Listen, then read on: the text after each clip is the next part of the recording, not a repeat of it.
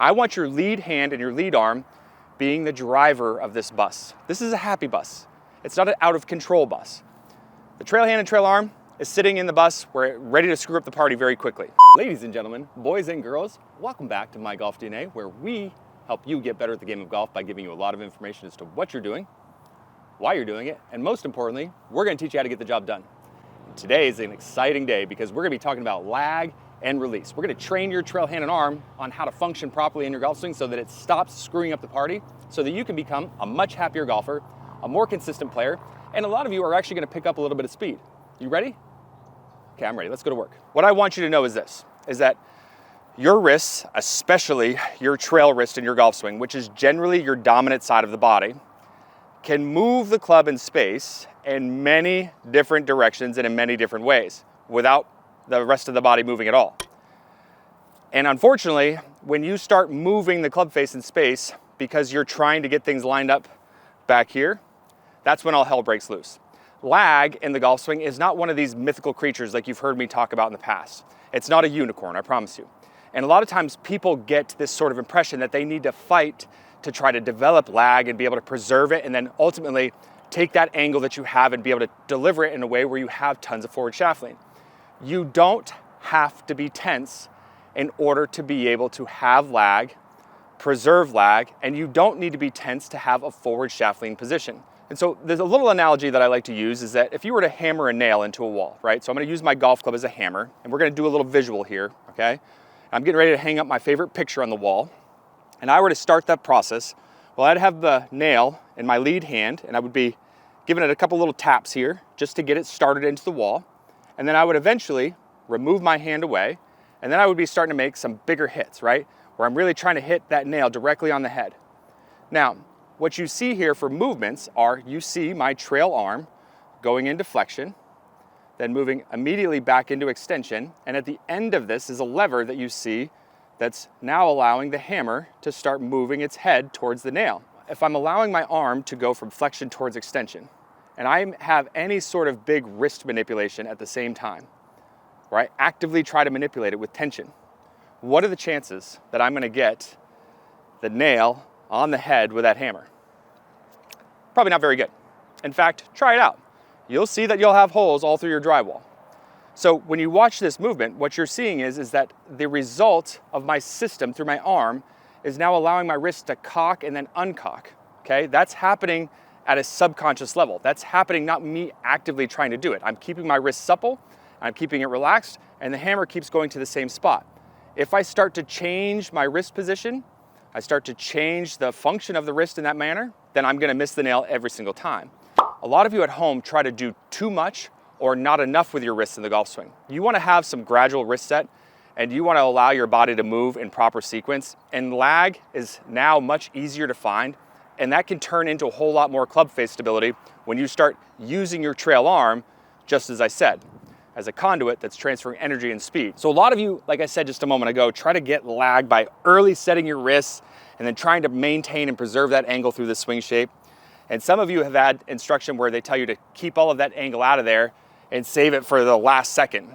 And both of those are going to lead to not necessarily what would I consider optimal results. What I want you to remember is that your wrists are just like any other muscle group that you have in your body. If you start stretching the muscles out in your wrists and your forearms early, then what's going to happen is those muscles are going to fatigue. And once they start to fatigue, they're going to start to let go. And that's when you start losing lag on the way down.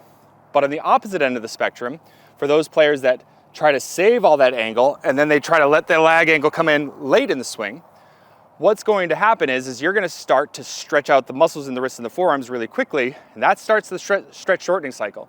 And when that starts, you ain't going to stop it. And that forces a reaction to start to happen, and then the club starts to work back out away from you. So you can see how both scenarios are going to run you into a whole big bag of issues further down the road.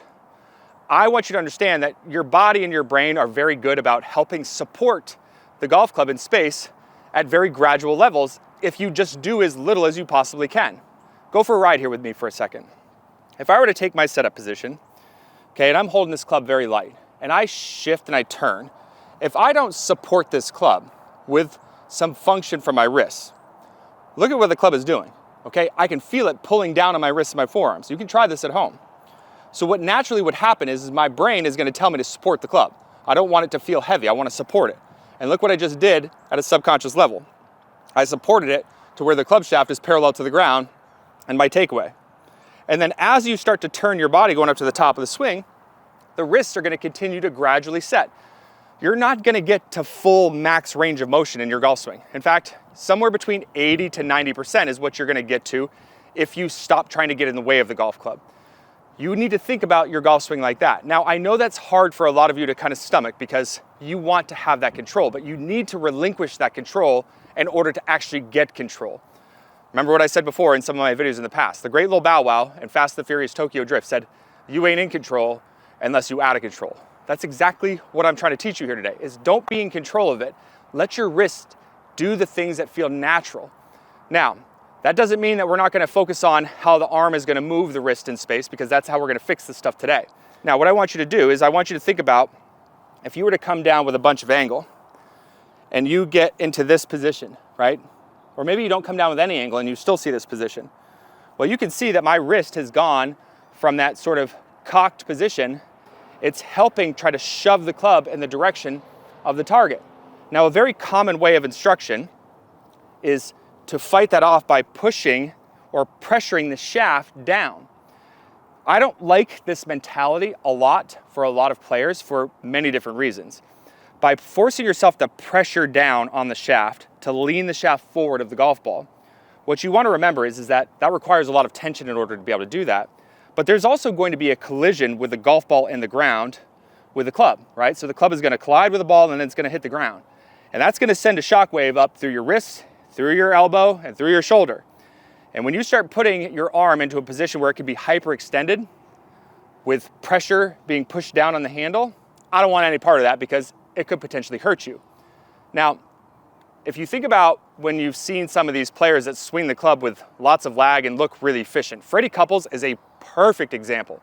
Vijay Singh, another good example. Fred Couples does look like he's like out to lunch when he's swinging the golf club. And if you look at his trail hand, when he's hitting golf balls, it's coming off the golf club. How is he doing that and still being able to preserve lag here and being able to turn it into forward shaft lean down here? How is he doing that? Well, he's got really good sequence and he's got the trust in the golf club to let it go and do its thing. You don't need to help the golf club through the hitting area. But what I want you to remember is that you need to focus on keeping your arm structure moving through the point of contact. So many of you want to think about the arms stalling with the body, and that's what gets you into problems. Now think about this a little bit deeper with me again. If I were to take my arms and I were to work down in the hitting area and I were to stop my arms with my body, well, the only thing that can move is my wrists. What actually happens in the golf swing is that when the body gets to its stalling points, the hands and the arms become independent. They start to move past the body independently, like they would in any other hitting or throwing sport, and then the body follows around into finish.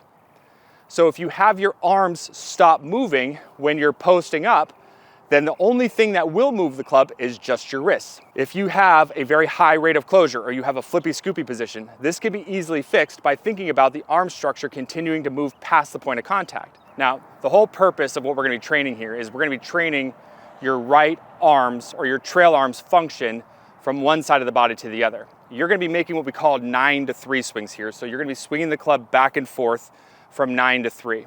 But when we start out this process, what you're going to be doing is you're going to be doing these trail arm only without a golf club.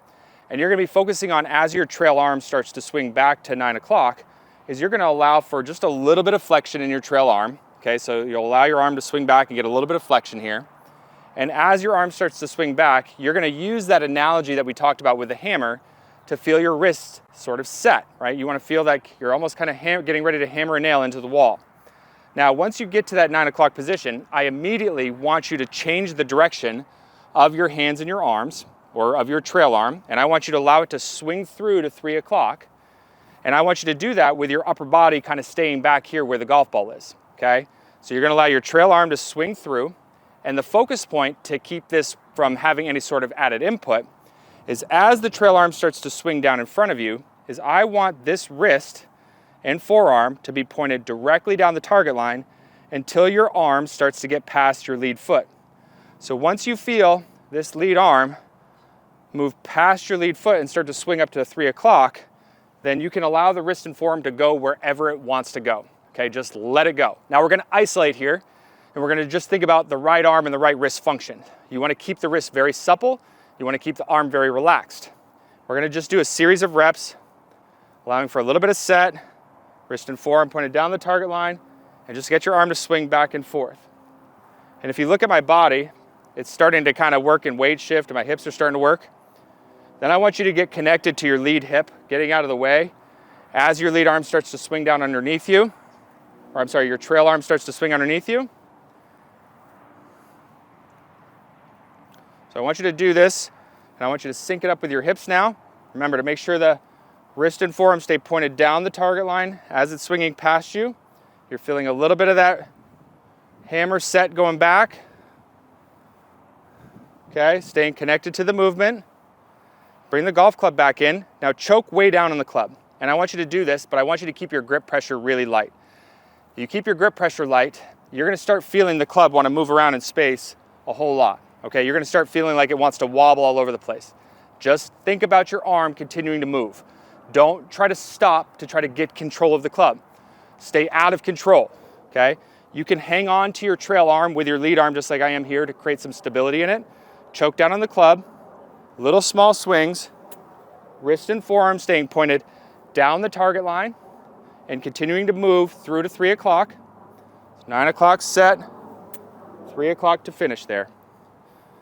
9 o'clock set, 3 o'clock to finish. Make sure it's synced up with your lead hip. Okay, I'm not trying to get the club to do anything. Little set, keeping the wrist and forearm. The club is just swinging. I'm not feeling any pressure on the handle, trying to push it down. I'm just letting it swing. Once I have very good connection to that movement, then I'm gonna go ahead and get my trail hand and my lead hand on the club. And I'm gonna go ahead and make some swings in the same manner. Okay? Focusing on what I'm feeling through my trail hand and arm.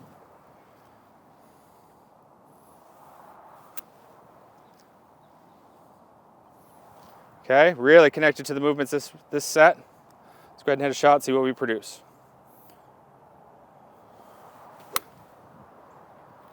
Really good, solid contact again. This is a fun drill because it's fun to hit golf balls and work on getting rid of tension and seeing the ball fly like you didn't think it would fly.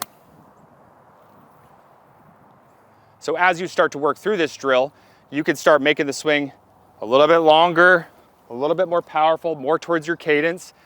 You can keep this same sort of tension levels and this same sort of function in place, and you're gonna start being able to produce what we call efficiency through being able to preserve lag and turn that into your speed.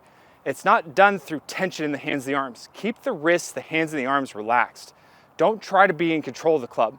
Focus on your body moving, and then once your body comes to that stalling point, keep your arms moving through the hitting area like you're supposed to, and let the club react to that, and you're gonna be set up for a lifelong of success when it comes to the game of golf, because now you don't have to go out there and work hard and you're producing speed and control. I'd call that a big win for all of us.